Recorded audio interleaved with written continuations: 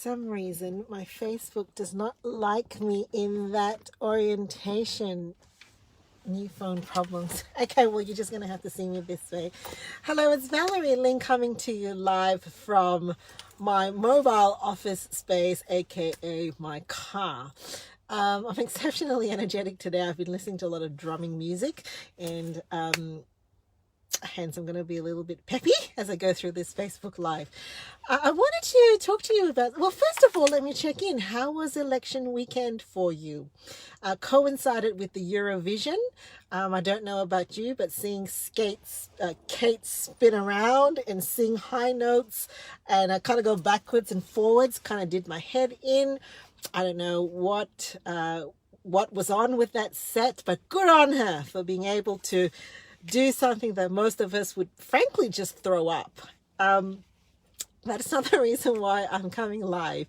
So I'm very excited because of late my Resiliency in Service workshop, which really I created because a very good friend of mine, Amy Talbot from the Talbot Center, had invited me to do something customized for her team, and got me thinking about it. And so I created a product to basically help intact clinician teams, psychologists, or any health professional really, to remain resilient and not burn out.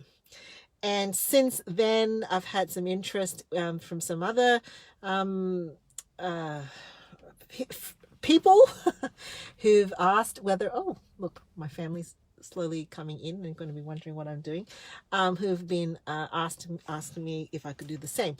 Now, in the course of chatting with people, it's come to my attention that when I talk about resiliency in service and having burnout prevention practices for, probably today I'm talking to people who it is their primary job to care for others, that maybe there is an idea that I'm eventually going to tell people that they basically just have to stop doing what they're doing.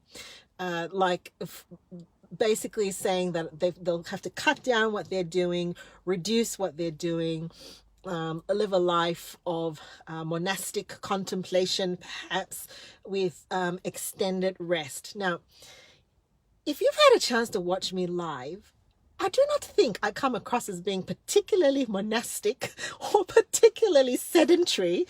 It is not my desire for all of us to exit the healthcare profession, lay down our life's calling and work and meditate.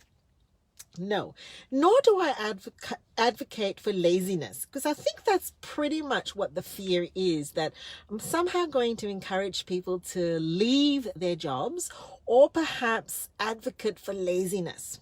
So I just want to set the record straight. Burnout prevention comes from work in organizational psychology in as much as it comes from the clinical and counseling realm, if not more so. And therefore, when you are looking at that body of literature, the bottom line is reducing demands doesn't fix burnout, because it doesn't necessarily increase job satisfaction. It doesn't make an impact on culture and ethos that has led to the burnout. And it actually does nothing to alleviate the systemic issues that have led to that. So what do I look at? Number one, I link into a body of literature that talks about the jobs demands resource model, which basically is what I mean when I say the skateboard, right? So essentially what you're actually doing is looking to how to negotiate the resources that are required for you to stay in long-term sustainable work, whether you're caring for others or leading others. And what you need to do is to look at a set of factors for the ingredients in your workplace that you can negotiate without reducing work. So it doesn't actually, unless you're working excessive hours where basically you come back to what would be considered industry standards, best practice, okay? And that exists for psychologists. I say that you've got to build a therapeutic muscle. You've got to be able to see certain caseload.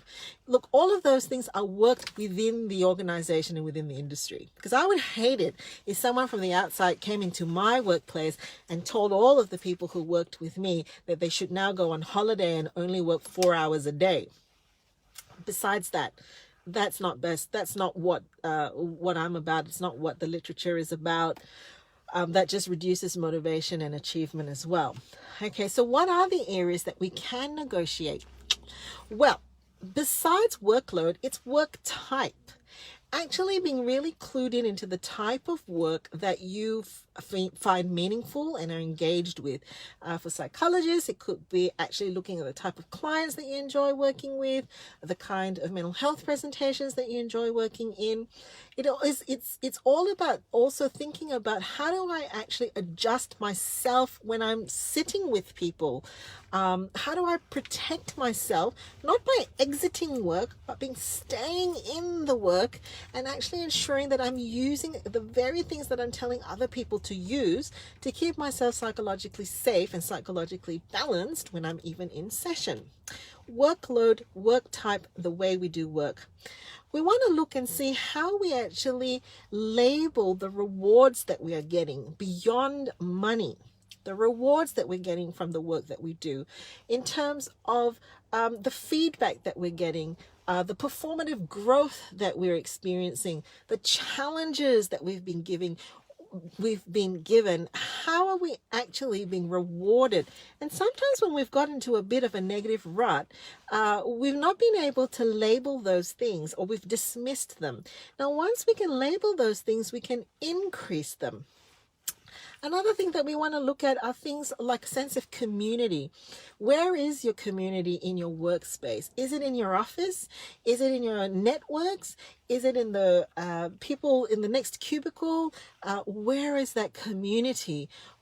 Some of us prefer not to have that much interaction. Some of us need a lot more interaction. So there's actually a degree of self-insight that needs to go into that work. So a sense of community.